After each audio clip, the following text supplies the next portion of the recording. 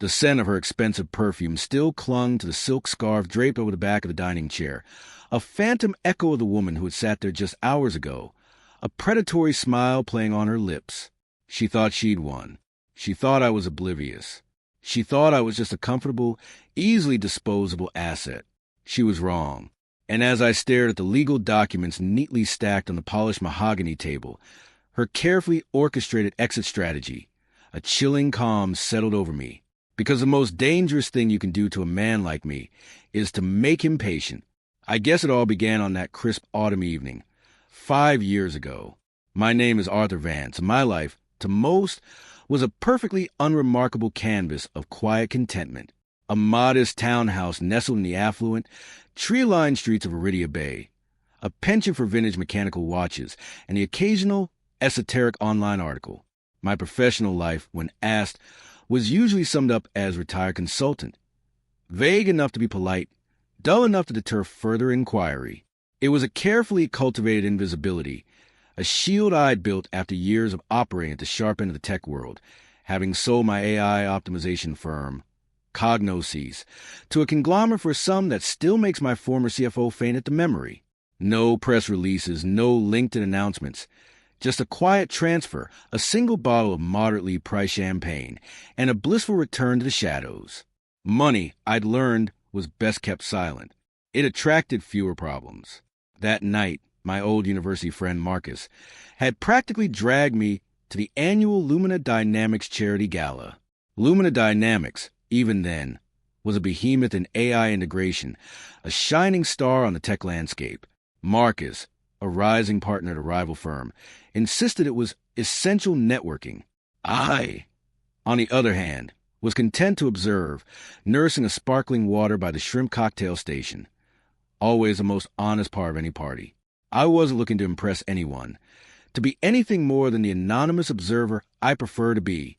Then she appeared, Serafina Thorne, Lumina Dynamics' formidable CEO, a woman whose name was practically synonymous with ruthless ambition and dazzling success. She was a vision in emerald green silk, commanding attention without seeming to try.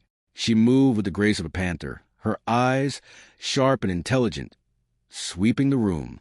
And then they landed on me. "You're not working the room," she stated, her voice a low, melodic purr that cut through the gala's polite din. She was suddenly beside me, a glass of champagne in her hand, a smile that promised intrigue. "Neither are you," I countered, a rare flicker of amusement warming my usually impassive facade. It was a reflex, a test, something I hadn't done in years. Most people stumbled, stammered, or offer-practiced forced laugh. She didn't. She laughed, a genuine, unforced sound that crinkled the corners of her eyes, making them sparkle. "Touché," she conceded, a hint of respect in her tone. "Serafina Thorne. And you are?" "Arthur Vance," I said, offering a hand. "Consultant. Mostly retired. I dabble." The usual dismissal. Most people would nod, offer a polite platitude, and move on to more productive conversations. She didn't. She lingered. Her gaze was analytical, assessing, almost as if she was trying to reverse engineer my entire life from those 3 words. She was a puzzle solver, and I, in that moment, was her latest challenge. We talked for hours, about art, about philosophy, about the surprising complexities of vintage watch movements, and only peripherally about business. She was sharp, witty, and possessed a captivating intellectual curiosity. I found myself drawn in, a sensation I hadn't experienced in years. I believed, foolishly, that I had found a kindred spirit, a woman who saw beyond the superficial. That, as it turned out, was my first red flag, the speed with which she dismissed my modest self-description, not with skepticism, but with an almost eager acceptance. She didn't press, didn't pry. She seemed to prefer the idea of a quiet, unassuming man. It should have warned me. But I was enchanted. For the next 18 months, our romance blossomed. She introduced me to her world. The glittering galas, the high-stakes board meetings, the endless pursuit of expansion. I, in turn, introduced her to my quiet corners, the small artisan cafes, the dusty antique shops, the hidden trails of the Iridia Bay cliffs. I wore the role of the supportive, low-key partner perfectly. Khakis, understated watches, a genuinely attentive ear. My old friend Julian Jules Abbott, my sharp-witted attorney and confidant, once pulled me aside at a corporate retreat.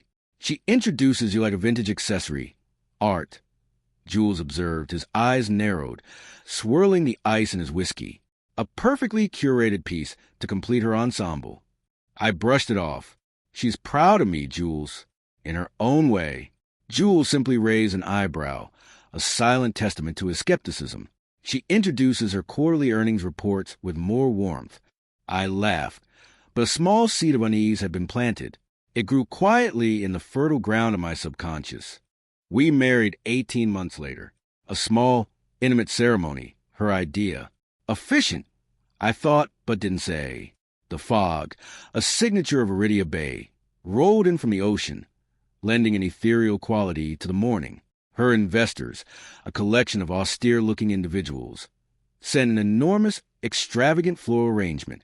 I remember thinking, why would investors send wedding flowers? I filed that away as I filed everything. It was a habit from my early days in tech, observing patterns, collecting data, anticipating outcomes. The first year of our marriage was comfortable, pleasant, even. We settled into a rhythm, an elegant dance of shared dinners, weekend hikes, and quiet evenings. I genuinely believed I was happy. Then came the second year. It was a cold, rainy Tuesday evening, November 14th, 2023. Serafina was, as usual, working late. Her company was in the midst of a critical acquisition, and she lived and breathed Lumina dynamics. I was in my home office, reviewing some personal investment portfolios, the ones that existed entirely outside of Serafina's knowledge. I needed a specific tax document, something related to our shared property, and navigated to our cloud-based household drive.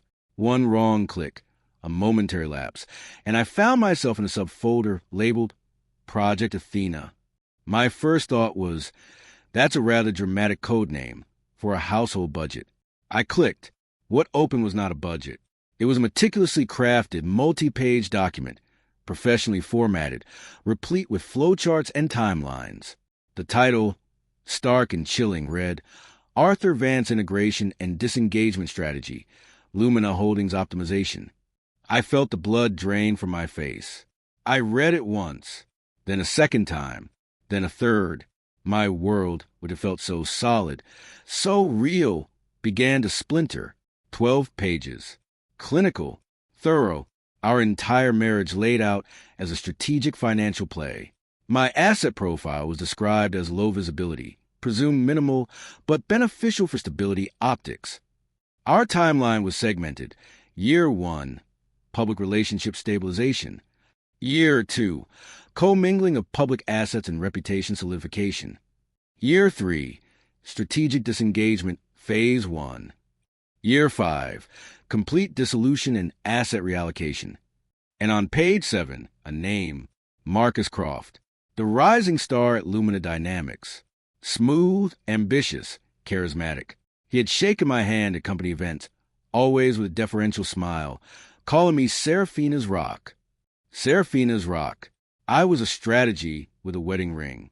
I closed the laptop, the screen going dark, reflecting my own stunned, pale face. I sat there unmoving for what felt like an eternity. Not anger, not yet, just a profound, aching clarity.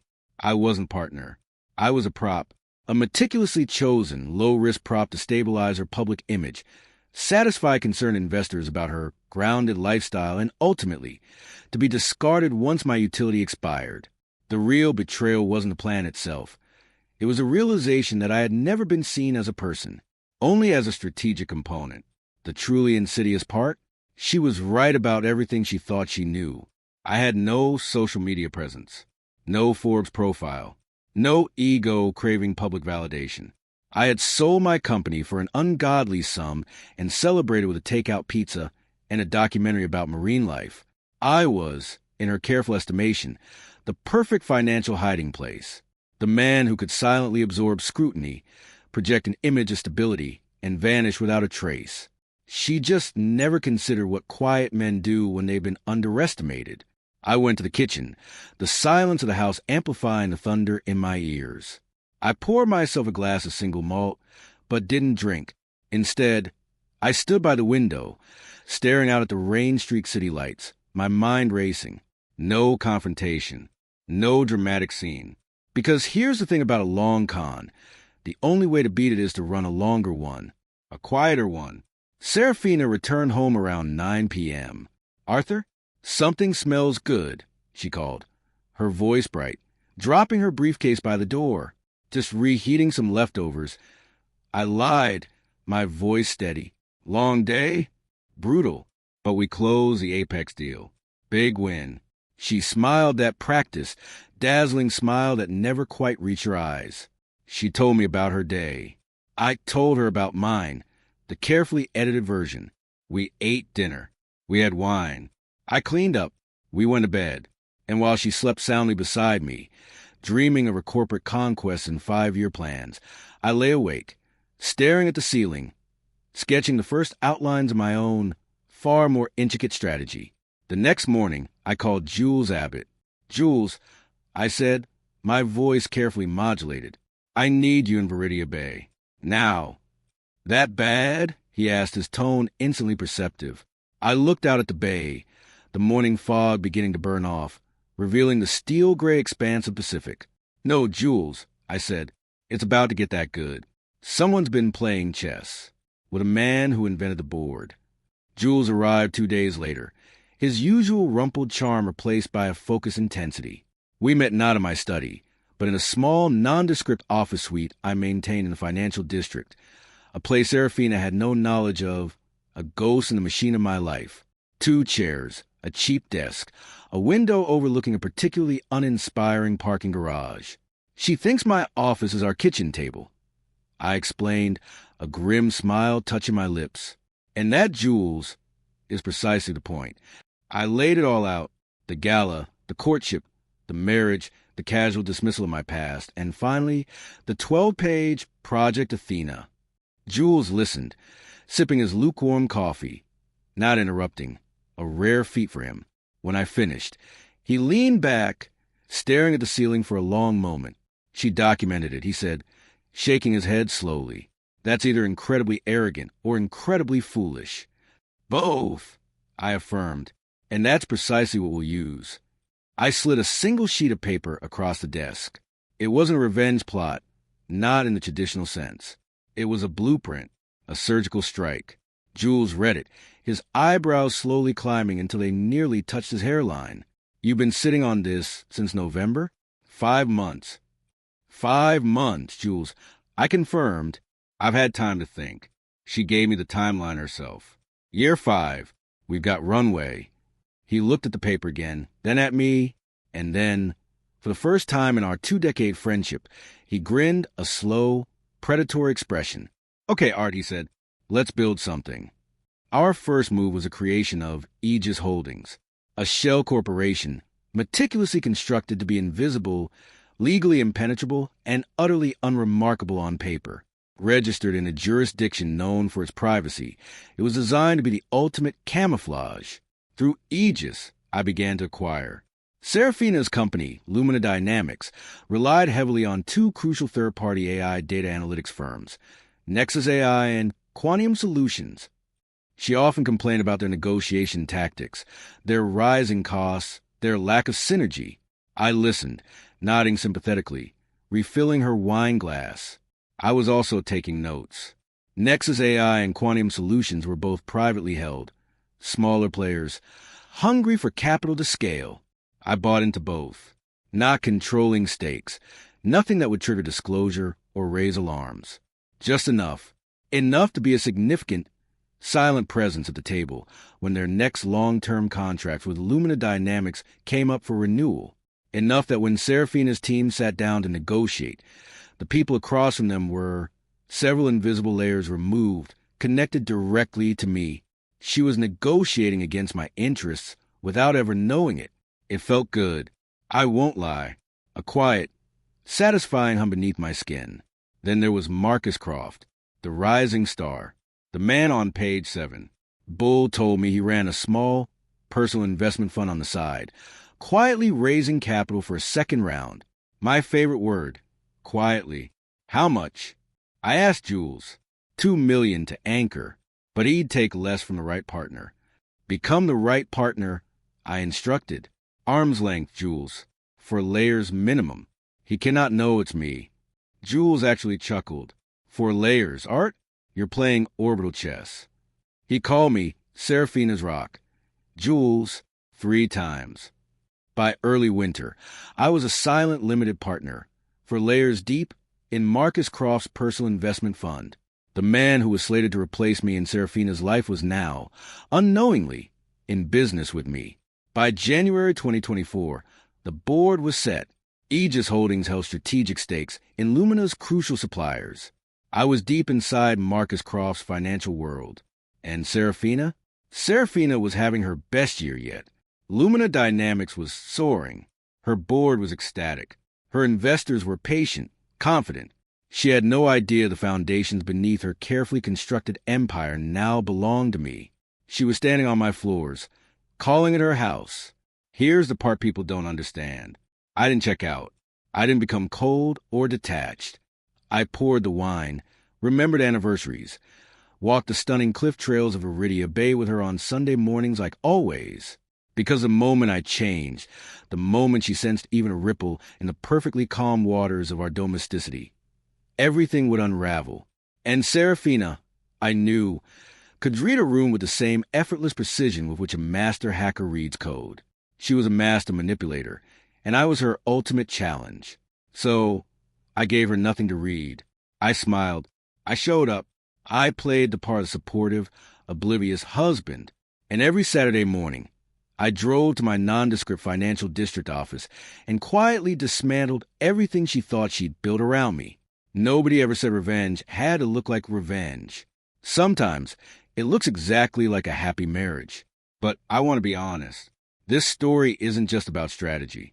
There were nights, more than I care to admit, when I sat at that polished mahogany dining table, alone in the quiet house after Seraphina had gone to bed, and felt a profound, nameless ache. Not anger, not even sadness, exactly. Something closer to grief.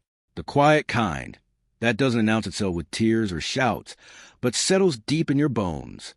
I had genuinely loved her, or rather, I had loved the woman I thought she was. The one who laughed so freely at the gala. The one who found joy in the simple beauty of a vintage timepiece. The one who, for a brief, glorious time, made me feel seen, not just observed. It was one particular night in December. Rain lashed against the panoramic windows of our Iridia Bay townhouse. Seraphina was asleep. I sat in the dark kitchen, a glass of unopened whiskey on the counter beside me, staring at nothing.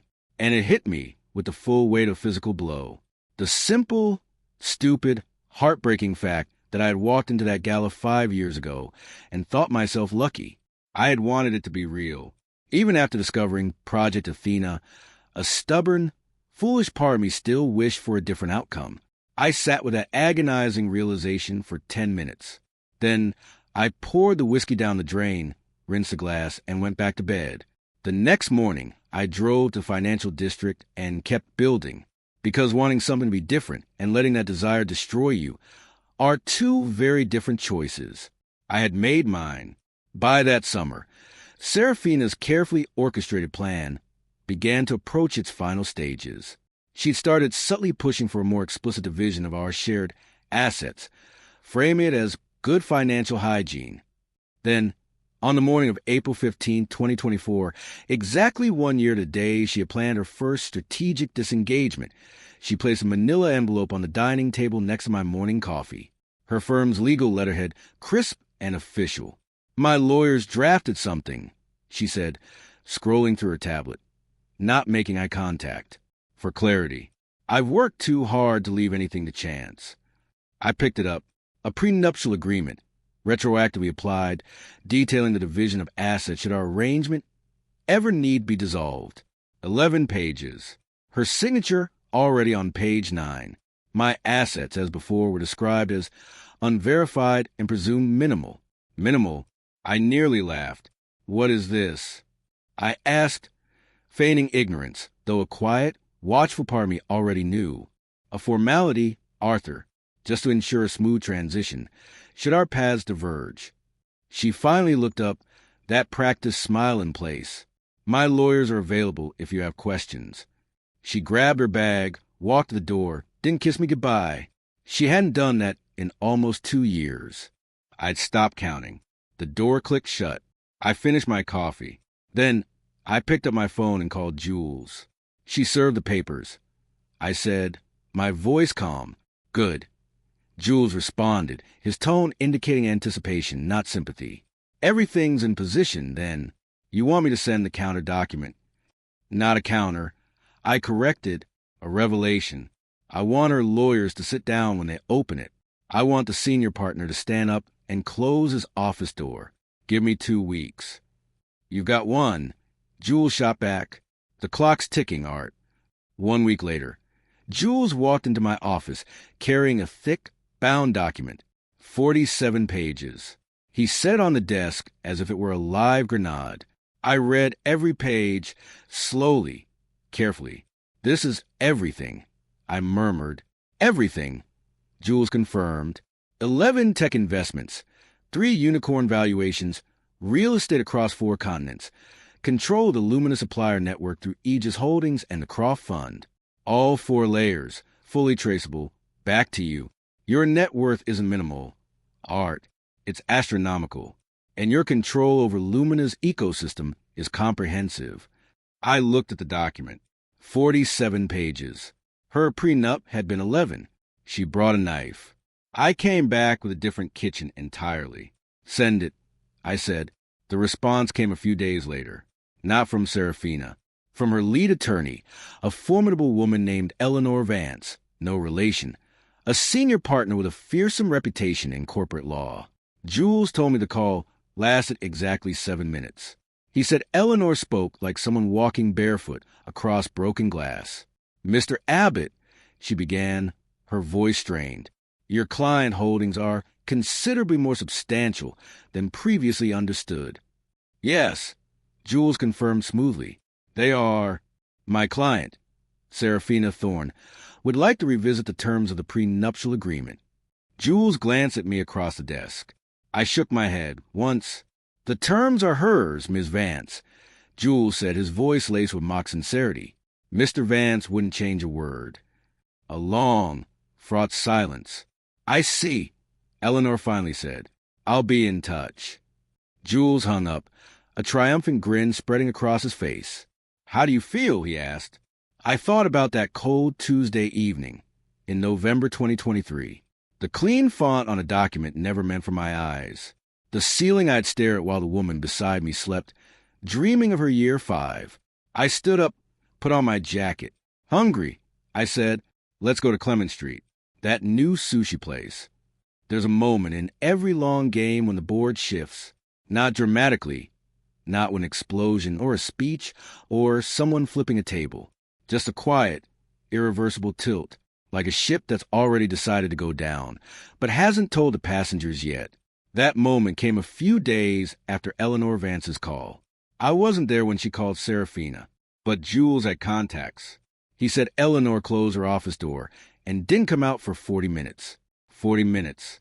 I've been in enough high-stakes negotiations to know what 40 minutes behind a closed door means. It means the math doesn't add up the way you thought it did. It means someone made a very expensive miscalculation. It means the game is over. Serafina came home early that Wednesday afternoon. That was the first sign. Serafina never came home early.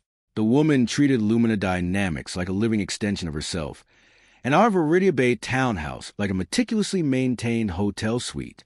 But there she was, mid-afternoon, sitting at the dining table when I walked in. No tablet, no phone, no blazer. Just sitting. I knew immediately, but I didn't let my face know. Hey, I said, setting my keys on the counter. You're home early. She looked at me for a long moment. Really looked, the way she used to, back in the beginning. Like I was a puzzle she hadn't quite solved. Eleanor called me, she said, her voice flat. My attorney? I asked, opening the refrigerator, pulling out a bottle of water. taking my time. Everything okay? Arthur, Serafina. She exhaled slowly, the way people do when they've been holding something unbearably heavy for hours, and their body simply gives up. Aegis Holdings, she said. I turned around, leaned against the counter, looked at her. What about it? You know what about it? Silence. The kitchen was very quiet. Outside, Viridia Bay was doing its thing. The distant honk of a ferry horn, the muted rumble of traffic on the coastal highway, someone's dog barking down the street, the whole ordinary world moving like nothing had happened. How long? She asked, her voice steady. I'll give her that. Even then, Serafina Thorne didn't crack easily. How long what? I crossed my arms, looking at the woman I'd shared a bed with for years, the woman who had documented our marriage as a business acquisition, and filed it under Project Athena. Since November 2023, I said. She closed her eyes, just for a second, just long enough for me to see the calculation happening behind them. The file, she whispered. The file, I confirmed. Silence, longer this time. You never said anything, she accused, a flicker of something in her eyes. Not anger, but a dawning terror. Neither did you, I replied simply. She stood up slowly, walked to a window, stood there with her back to me, looking out at the glittering bay. I let her. I wasn't in a hurry. I'd been not in a hurry for 17 months. How much? She said finally, her voice barely a whisper, not turning around. How much do you have, Arthur? It wasn't really a question. It was the sound of a woman doing math and not liking the answer. More than your lawyers thought, I said. She turned around, and I saw something I hadn't expected. Not fury, not calculation, but something raw, stripped bare. For just a moment, she looked like a person instead of a strategy. What do you want, Arthur? She said, quieter now, almost pleading. What do you actually want? I looked at her for a long moment. I thought about the real answer, not the legal one. What did I want? I had wanted a real marriage. I had wanted the woman I met at that gala, the one who laughed before I finished a joke, the one who showed up to things, who asked real questions. But that woman had been a performance. And you can't want back something that never existed.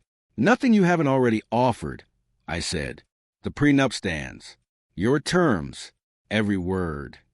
She stared at me, waiting for the catch. You have control of my suppliers. I do. And Marcus Croft's fund? For layers deep, I clarified. But yes. She shook her head slowly, not in anger, but in something that looked almost like disbelief. You built all of that, she said, her voice laced with a bitter awe, while living here, while having dinner with me, while walking the Viridia Bay trails on Sunday mornings like everything was fine. You were planning year 5. I said, I was planning the rest of the board. She was quiet for a long time, long enough that the fog, a predictable companion of Viridia Bay, had begun its slow, indifferent rolling from the ocean, covering everything it touched. When she spoke again, her voice was composed, back to the Serafina I knew, the controlled CEO, but her eyes were different, wounded, haunted. I underestimated you, she said. I held her gaze. Yes, I said. You did. She nodded once, a slow, deliberate movement, picked up her expensive leather briefcase, walked out of the kitchen. I heard the front door close. I stood at the window for a while, looking out at the same street she had just walked down. It didn't feel like winning, not exactly. It felt like something ending that should have ended differently. From the very beginning, I poured a glass of water, drank it standing at the sink. Then I called Jules. She knows, I said. How'd she take it? Jules asked. I thought about that for a second. Like herself, I said, right up until the end. The formal dissolution proceedings began the following week. Jules and Arthur Vance sat across from each other in a conference room on the 34th floor of a skyscraper in the financial district, 3 blocks from my Saturday morning office, which I found quietly satisfying. The prenuptial agreement Serafina had so confidently drafted protected everything she'd publicly declared: her real estate, her personal accounts, her declared Lumina Dynamics equity. It said nothing, not one word, about Aegis Holdings. Nothing about the controlled supplier networks. Nothing about the Croft Fund, because she'd written that prenup in a world where Arthur Vance was a comfortable, low-profile consultant with minimal assets. She protected herself against the man she thought she married. She had no protection against the man she actually married. Jules told me later that Eleanor Vance sat across that table looking like a woman trying to solve a puzzle where someone had quietly swapped half the pieces. Your prenup is airtight, Jules told her pleasantly. Every asset your client listed is fully protected. And his assets? Eleanor asked, her voice tight. Not listed, Jules said, a barely perceptible shrug of his shoulders. Therefore not subject to the agreement. She'll contest, Eleanor stated. On what grounds? Jules countered. She drafted it. Eleanor Vance had no answer for that. Neither did Serafina. The papers were signed on a Tuesday morning in late May 2024. I moved out of our Viridia Bay townhouse that week. Hired 2 discreet movers. Took what was mine, my vintage watches, my obscure books, a small collection of art. Left everything that was hers exactly where she'd put it. Clean. Efficient. She would have appreciated the efficiency if it weren't happening to her. I took an apartment in the Marina District, 15th floor, a breathtaking view of the bay, the iconic Viridia Bay Bridge, the whole glittering, indifferent city spread out below. I stood at that window the first night, a glass of fine Napa Red in my hand, and felt something I hadn't felt in almost 2 years. Still, not happy, not triumphant, just still, like a room after a long, deafening noise finally stops, and you realize how loud it had been the whole time. That kind of still. That summer, Lumina Dynamics board called an emergency session. Aegis holding strategic stakes in their key suppliers, now publicly disclosed through divorce filings, had sent shockwaves through the investor community. The institutional investors who had been so patient for 2 years, the same ones who had sent those expensive wedding flowers back in May 2021, suddenly requested formal meetings, demanding answers Serafina couldn't give. I finally understood why investors sent wedding flowers. They weren't celebrating a marriage. They were protecting an investment. Brett Calloway. Sorry, Marcus Croft. Marcus Croft resigned from Lumina Dynamics a few weeks later. The official reason was personal pursuits. The actual reason was that his personal investment fund, anchored for layers deep by Arthur Vance, had become a conversation he couldn't finish cleanly. I never made a single phone call to make that happen. I didn't have to. By late summer, Lumina Dynamics board reached out to Jules. Not adversarially, almost apologetically. They were looking for stability. Aegis Holdings' leverage commanded respect. Would Mr. Vance consider a formal role? Jules forwarded the email to me without comment. I read it twice. Thought about that crisp autumn evening 5 years ago. A woman in emerald silk, appearing beside me at a gala. A smile with terms and conditions I never agreed to. You're not working the room, she'd said. I wasn't, but I was paying attention to every single person in it. I called Jules. Tell them I'll take the chairmanship, I said. Not an advisory role. The chairmanship. Someone who actually understands the architecture. You know she's going to see that announcement. Jules cautioned. I know, I replied. I looked out at the bay from my marina apartment. The bridge lights twinkled as the fog rolled in, slow, inevitable, completely indifferent. And nothing, I said. It's just business. On a Sunday morning in early September 2024, I read about the Lumina Dynamics chairmanship announcement in the business section of the Viridia Bay Chronicle. Over coffee at a small cafe in the marina. Good espresso. Nobody knew who I was. That's still my favorite part. Marcus, my old friend, not the other Marcus, called at 10 a.m. I saw the announcement, he said, a note of stunned amusement in his voice. Morning, Marcus. Arthur. A pause. I told you she introduced you like a prop. You did. I conceded. You were right. So what now? He asked. Now, I said, setting my cup down. Now I finished my coffee. I built what I built. I protected what I protected. She made her choices. I made mine. And you're okay? He pressed. I thought about it. Truly thought about it. The December night with the whiskey I didn't drink. The ceiling I'd stared at. The profound, aching loneliness of realizing I had been a pawn. I thought about what I'd wanted and what I'd gotten instead, and how sometimes those two things, even when they're completely different, still manage to add up to something you can live with.